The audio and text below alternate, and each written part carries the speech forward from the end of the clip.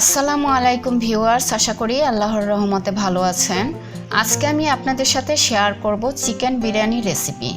তবে আমার তৈরি করা মশলা দিয়ে নয়, বাজার থেকে আনা প্যাকেট মশলা দিয়ে কিভাবে সহজে মজাদার করে চিকেন বিরিয়ানি রান্না করে নেওয়া যায় সেই রেসিপিটি আজকে আমি আপনাদের সাথে শেয়ার করতে যাচ্ছি। আমি মাঝে মধ্যে এইভাবে রান্না করে থাকি, খুবই সুস্বাদু হয়ে থাকে। আশা করছি ভিউয়ার্স আজকের রেসিপিটি আপনাদের ভালো লাগবে। তাহলে চলুন আমার সাথে থেকে দেখে নিন পুরো রেসিপিটি কোনো রকম স্কিপ না করে। ভিউয়ার্স, আমার চ্যানেলটি যারা সাবস্ক্রাইব করেছেন তাদেরকে অসংখ্য ধন্যবাদ, আর যারা এখনও সাবস্ক্রাইব করেননি প্লিজ সাবস্ক্রাইব করে পাশে থাকা বেল বাটনটি ক্লিক করে রাখুন যেন পরবর্তী নোটিফিকেশনগুলো সহজে আপনারা পেয়ে যান। এখানে আমি 1 কেজি দেশি মুরগি রেগুলার কাট দিয়ে নিয়েছি। আপনারা চাইলে ব্রয়লার মুরগি দিয়ে আপনাদের পছন্দ অনুযায়ী মাংস কেটে নিতে পারেন। হাঁড়িতে দিয়ে দিচ্ছি হাফ কাপ তেল। তেল গরম হতে এর মধ্যে দিয়ে দিচ্ছি 1 কাপ পেঁয়াজ কুচি। পেঁয়াজ বেরেস্তা করে নিচ্ছি। চুলার ফ্লেম মিডিয়ামে রেখে মাঝে মধ্যে একটু নেড়ে দিতে হবে যেন পেঁয়াজ পুড়ে না যায়। পেঁয়াজ বেরেস্তা হয়ে গেলে চুলাটা অফ করে দিয়ে তেল থেকে তাড়াতাড়ি করে পেঁয়াজ বেরেস্তা তুলে নিতে হবে, তা না হলে তেলের গরমে পেঁয়াজ বেরেস্তা পুড়ে যেতে পারে। পেঁয়াজ বেরেস্তা হয়ে গিয়েছে আর এই তেলে মাংস রান্না হয়ে যাবে। এর মধ্যে দিয়ে দিচ্ছি হাফ কাপ পেঁয়াজ কুচি। পেঁয়াজ কুচি কিছুটা নরম হলে এর মধ্যে দিয়ে দিচ্ছি 2 টেবিল চামচ আদা বাটা, 1 টেবিল চামচ রসুন বাটা, 1 কাপের 3 ভাগের 1 ভাগ বাদাম বাটা, দিয়ে দিচ্ছি হাফ কাপ পানি মশলা কষানোর জন্যে।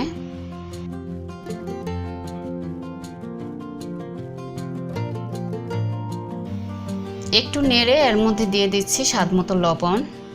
ভিউয়ার্স, যেহেতু আমি প্যাকেটের মশলা দিয়ে বিরিয়ানি রান্না করছি এর জন্য এক্সট্রা কোনো গরম মশলা দিচ্ছি না।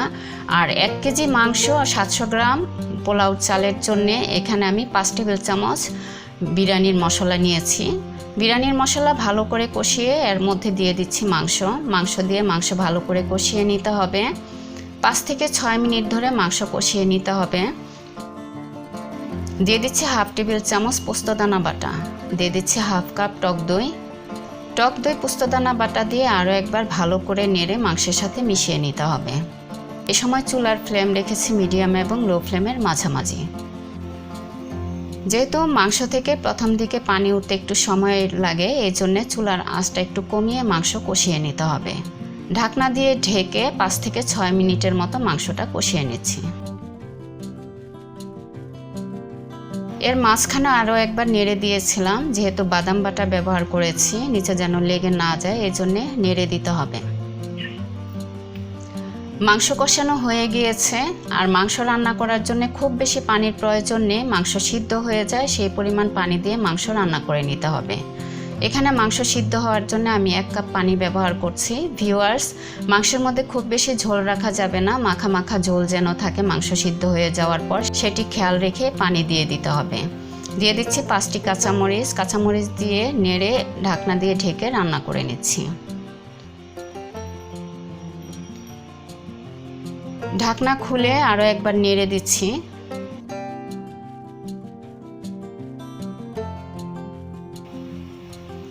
নেড়ে এর মধ্যে দিয়ে দিচ্ছি 1 চা চামচ চিনি। যেহেতু টক দই ব্যবহার করেছি, টক মিষ্টির ব্যালেন্সটা ঠিক রেখে বিরিয়ানির স্বাদ বাড়িয়ে নেওয়ার জন্য চিনিটা ব্যবহার করতে হয়। আপনারা চেষ্টা করবেন চিনিটা ব্যবহার করতে। দিয়ে দিচ্ছি হাফ চা চামচ গোলমরিচ গুঁড়া দিয়ে নেড়ে ঢাকনা দিয়ে ঢেকে রান্না করে নিচ্ছি।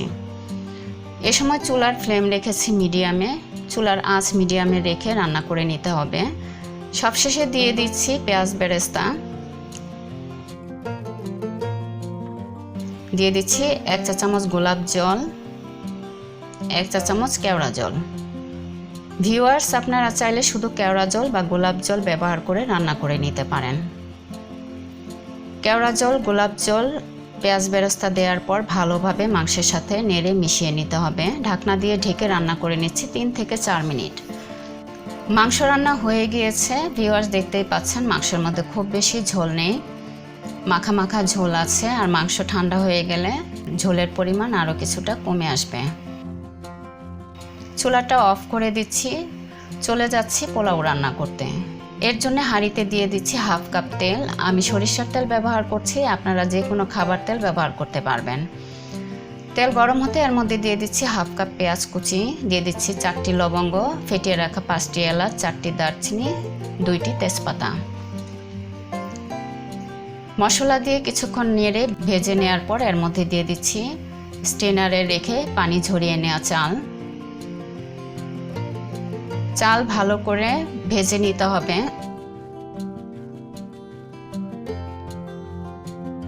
দিয়ে দিচ্ছি হাফ চা চামচ শাহি জিরা।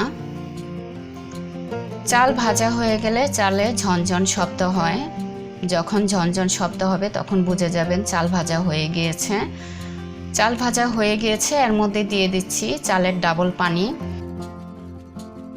ভিউয়ার্স, আমি যেই মগ দিয়ে চাল মেপে নিয়েছি সেই মগে করে 3 মগ চাল নিয়েছি, এতে করে 6 মগ পানি দেওয়ার কথা। আমি 5 মগ পানি দিয়ে 1 মগ দুধ দিয়েছি।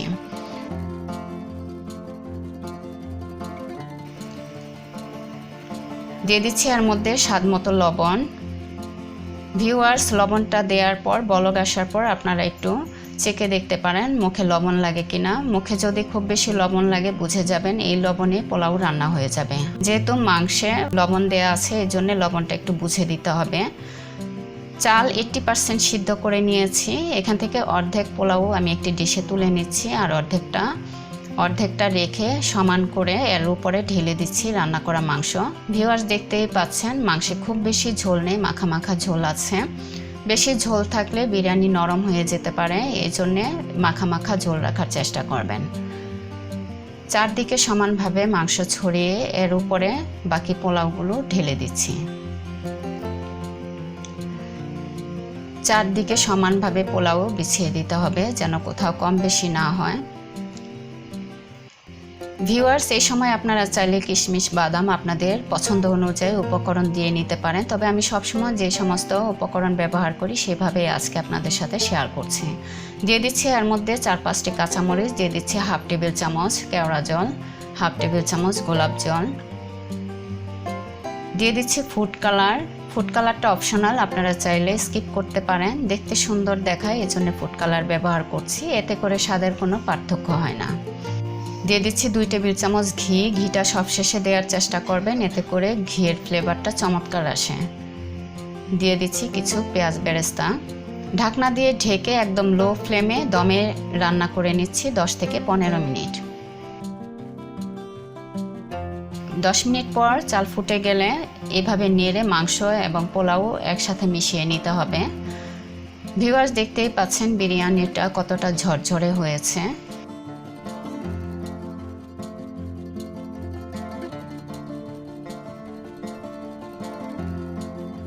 ভিউয়ার্স, হয়ে গিয়েছে আমার আজকের রেসিপি। প্যাকেটের মশলা দিয়ে চিকেন বিরিয়ানি রান্না খুবই সুস্বাদু হয়ে থাকে। এইভাবে রান্না করলে আপনারা বাসায় ট্রাই করলেই বুঝতে পারবেন কতটা মজার হয়ে থাকে চিকেন বিরিয়ানি এইভাবে রান্না করলে। ভিউয়ার্স, আশা করছি আজকের রেসিপিটি আপনাদের ভালো লেগেছে। যদি ভালো লেগে থাকে বাসায় ট্রাই করবেন। প্লিজ ফ্রেন্ডস অ্যান্ড ফ্যামিলির সাথে শেয়ার করতে ভুলবেন না। একটি লাইক, একটি কমেন্ট করে জানাবেন কেমন হয়েছে আজকের রেসিপিটি। এতক্ষণ আমার পাশে থেকে পুরো রেসিপিটি দেখার জন্য অসংখ্য ধন্যবাদ। ভালো থাকবেন, দোয়া রইল। আসসালামু আলাইকুম।